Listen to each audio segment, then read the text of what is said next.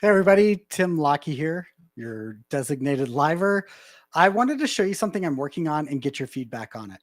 This is my interpretation of what projects feel like. What I'm trying to do is combine images I've made on Chat GPT with the new Dolly 3 feature with the work that I've done earlier in just talking through here's how projects roll. So that's kind of the assignment. If you're up for giving me some feedback on it, I would really appreciate that. Just calling this is how projects feel. So got to find the right screen here. Okay, so the way that tech projects often start is you'll divide everything up that you're trying to do into different phases. So this is just phase one. You'll start with a kickoff and a discovery, and during that phase, people are pretty excited. There's a lot of energy. People are feeling about, here's what we could do. They're whiteboarding things, they're meeting cafes, and the architects and consultants should be blueprinting everything out, working with you closely to make sure that they understand everything. There's a lot of energy, a lot of momentum, a lot of alignment, and everybody's excited. They've been working on this for a long time to get it there. I really love this image. This is going to be so awesome, right? People are just like, yeah, this is going to be great. We can't wait to see what this looks like. Unfortunately, it's not going to go well for them. So I just want to cut to the end on that. Make sure you have your heart set on this being a happy story. If you do, you should tune out now because that's not how things roll for this project, which by the way happens over half of the time. There's some discussion about whether it's closer to the 50% or the 70% as far as failure rate, but that is over 50% is really not in discussion. That is how often projects fail. Okay, so this is what it looks like when they start to go a little bit more off the tracks. So you divide everything up into things that we got to have now and things that could wait until the other phases. You define those, you put those into requirements, and you start to build those requirements. You build them, and then things move into user acceptance testing, which is where they really come back to you as the user, and you're looking at these things and making sure that they work the way that you're expecting to. All right, in this case, you can see things are not working the way that they're expecting to. That's kind of expected, honestly, in user acceptance testing. You're going to find bugs. That's the whole point of it, is to make sure that you're testing it and seeing what's going on. I would say it's unexpected that you would find a donor report that is so bad that that part of the graph is literally dripping off of your monitor and onto the monitor's like frame like that would be unexpected. But yeah, that's so things are looking a little bit bad. You're going to start to have a few tense conversation, maybe with coworkers, as you're saying, I thought it was supposed to work this way. Yeah, but should we push back on the consultant to make sure that we've got what we need?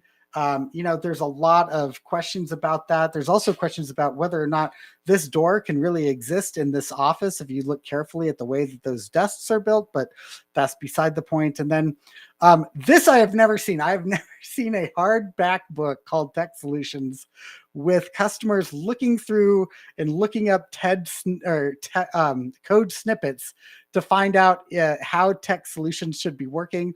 If I did see this, I would expect to see that kind of look of concern on their faces. I don't even know in what world you would like look at a hardback book for that, but they checked it out from the library or something. So kind of my saddest image and also kind of the best image because it's just so out there. All right.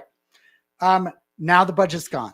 The project's kind of wrapped up, did training, crossed the line. That dotted line kind of shows where the budget started to run out after legacy data migration. Data migration is a huge, huge, frustrating piece of work for the client. No matter how much a consultant prepares them for it, it is not enough. Clients are always surprised at how much work data importing is. And that's because there's only so much that the consultant can do. Okay, so you can see now that this person is definitely over the line. The border of the color, or the border of this photo is red because things are redlined at this point. There's a lot of frustration. Also, it looks like this might be bits of antlers or sticks that are coming out of this woman's head. So definitely some alarms going off there. Also, cable man. I've never seen a tech project where cable management becomes the issue about what's going on. But in this project, I guess Chat GPT thought that this is really frustrating. And so the cables are even a concern to the customer here. So there you go.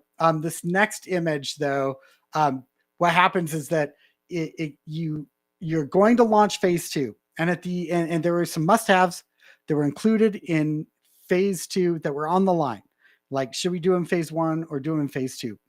And the language for almost always is going to be something like, look, as long as we start phase two right after phase one is probably the best way to do it. If we don't start phase two right away, it's going to be a big mistake. So let's make sure that we launch phase two right away. Well, people are so frustrated. They're not wanting to do a phase two yet.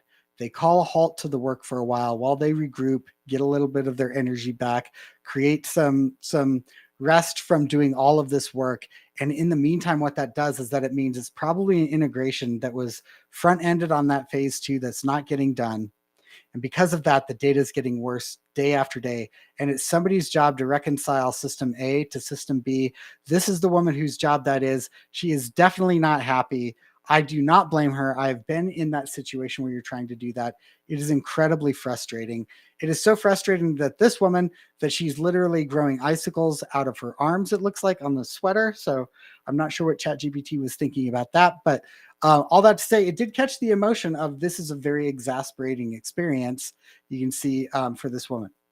And unfortunately, this is, to me, besides some of the weird icicle things and bits of sticks coming out of the woman's head, these emotions to me feel pretty on point with what happens in projects. How about you? Do you feel like that's true? At the end, they feel like this project was not awesome, and I think that is what happens over 50% of the time, like I was saying before.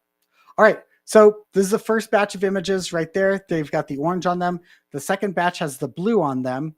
The third batch has the red on them. What I'm looking for is, are there any pictures here where you're feeling like, that really doesn't fit, or, that's that there's a problem with this image, not just in what ChatGPT is doing with it, but just in the concept itself? I would love to hear that from you.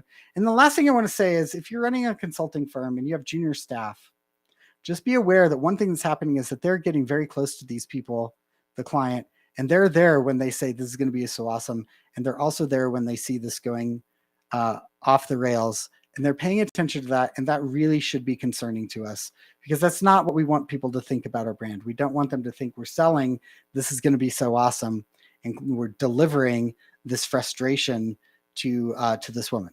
If that is what's happening, and that is in a lot of cases, it's time to really rethink what are we doing, what's causing this. That's what I do at the Human Stack. Would love to know what you think about that. We want people to not end projects thinking that it was not awesome. Unfortunately, that is a lot of the time what happens. Okay, so your turn. I would love to get some feedback from you. I'd love to know what you think about this. If you're not following me on LinkedIn, I would love it if you would start. You can follow me here with this QR code. I post quite a bit on these kinds of issues around technology, especially for nonprofits, and the way that we should be rethinking how humans engage technology, which is why my company is called the Human Stack. I would love to hear from you, and to hear what you think about these images, what you think about this idea. So hit me up, let me know.